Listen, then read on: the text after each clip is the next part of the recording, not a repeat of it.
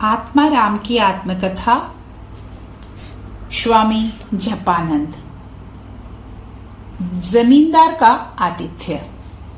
जब हम जमींदार के घर पहुंचे तब तक सब लोग भोजन आदि करके विश्राम कर रहे थे।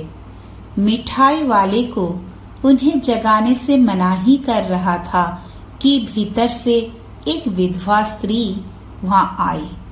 संगी ने ही बातचीत की। वे मुझे बैठक खाने में बैठाकर भीतर जमींदार को सूचना देने चली गई। जमींदार आकर पूछने लगे, यहाँ क्यों आए, कहाँ जा रहे हो, आदि आदि। मैंने भी वैसे ही उत्तर दिया, घर छोड़कर आ रहा हूँ, अभी वर्धमान जा रहा हूँ, बाद में रामकृष्ण मठ जाऊंगा। पहले तो उन्होंने गृह त्याग के विरुद्ध टीका टिप्पणी के साथ भाषण दिया और खूब नाराज हुए। मुझे डर लगा कि कहीं ये सज्जन मुझे पकड़कर घर न भिजवा दे। फिर पूछा, द्विजेन को जानते हो? मिशन इस प्रकार माँ बाप को वंचित करके कितने ही लड़कों को भगाकर ले जा रहा है। वह मेरा लड़का है। उसे पढ़ा लिखा कर आदमी बनाया और मिशन ने उसे लेकर तत्काल साधु बना लिया। मैंने कहा, मिशन उन्हें या किसी को भी जोर जबरदस्ती से साधु नहीं बनाता। सब स्वेच्छा से बनते हैं। जिन्हें मिशन के आदर्श अच्छे लगते हैं वे लोग ही सोच विचार करके उसके सदस्य बनते हैं। मिशन के लोग किसी को भी विशेष रूप से गृह त्याग करने या साधु बनने के लिए नहीं कहते। वैसे यदि कोई सन्यासी से उपदेश ले तो वे स्वाभाविक रूप से त्याग की बात ही करेंगे। जिसे अच्छा लगता है वही उन बातों को ग्रहण करता है या अपनाता है। मेरी ही बात देखिए, मैंने स्वेच्छा से घर छोड़ा है और इतना कष्ट भोग रहा हूँ। उन लोगों ने तो मुझे घर छोड़ने की कसम नहीं दिलाई, बल्कि सच तो यह है कि वहाँ बेलूर मठ में बाबूराम महाराज स्वामी प्रेमानंद के पास मेरे साधु बनने तथा मठ में रहने की इच्छा प्रकट करने पर उन्होंने कहा था, अभी देख, सुन, समझ, तेरे लिए ठाकुर का द्वार खुला ही हुआ है। जब खुशी हो आ जाना। जमींदार, तुम भी पढ़ना लिखना सीखकर उन्हीं की तरह बनने चले हो, इसीलिए समर्थन कर रहे हो। इतने में उन पूर्व परिचित महिला ने आकर पूछा, भोजन आदि का क्या प्रबंध होगा?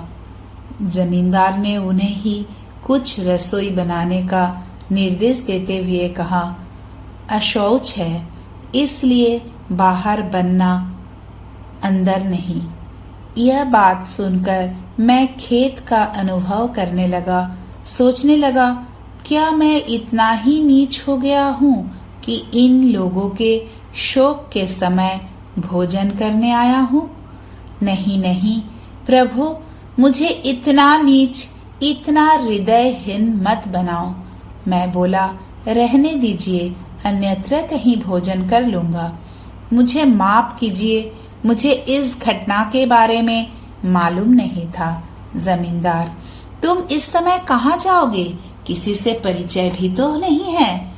हम लोग क्या नहीं खा रहे हैं, तुम भी घर के ही एक जन हो। 3 दिनों पूर्व इस घर में एक कन्या की मृत्यु हो गई।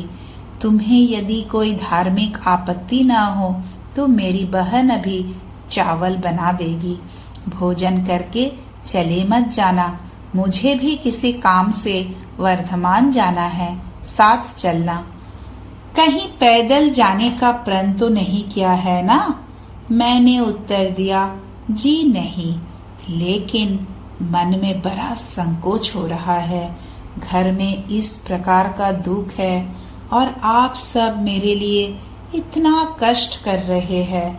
जमींदार, तो तुम इस समय कहाँ जाओगे? साधु बने हो इसका अर्थ यह तो नहीं कि भूखे रहोगे। उनकी विधवा बहन, अभी भात और भरता लाती हूँ कहकर भीतर चली गई।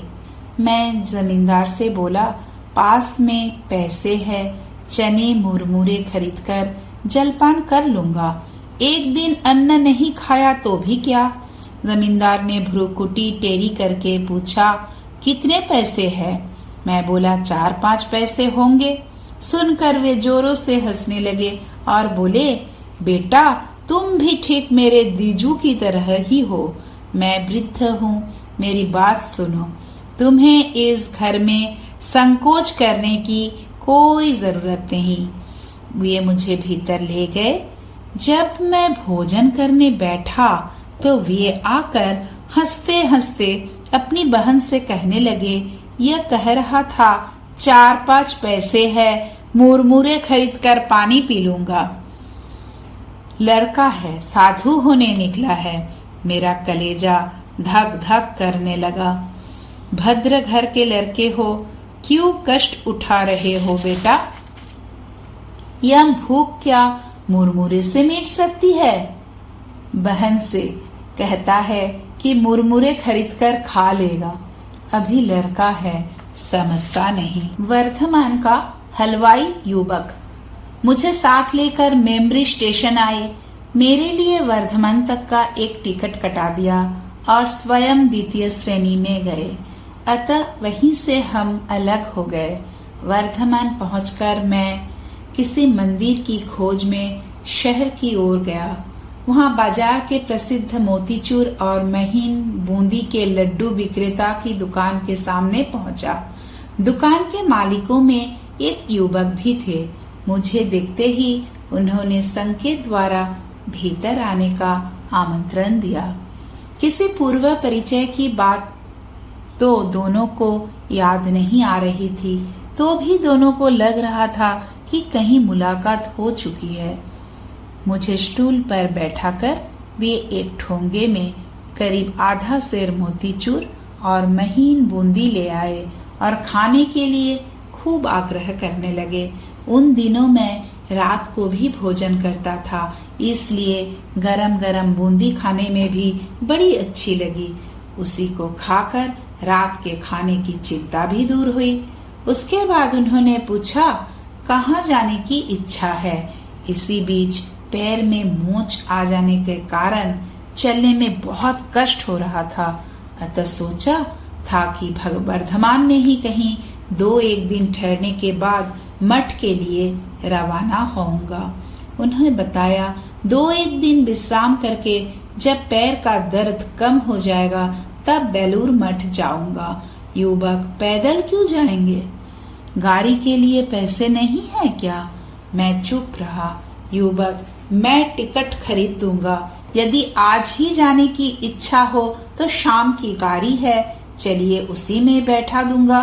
मैं राजी हो गया। हम दोनों विविध विषयों पर धर्म चर्चा करते हुए स्टेशन पहुंचे। उन्होंने टिकट कटाकर मुझे ट्रेन में बैठाने के बाद विदा ली। जय श्री राम।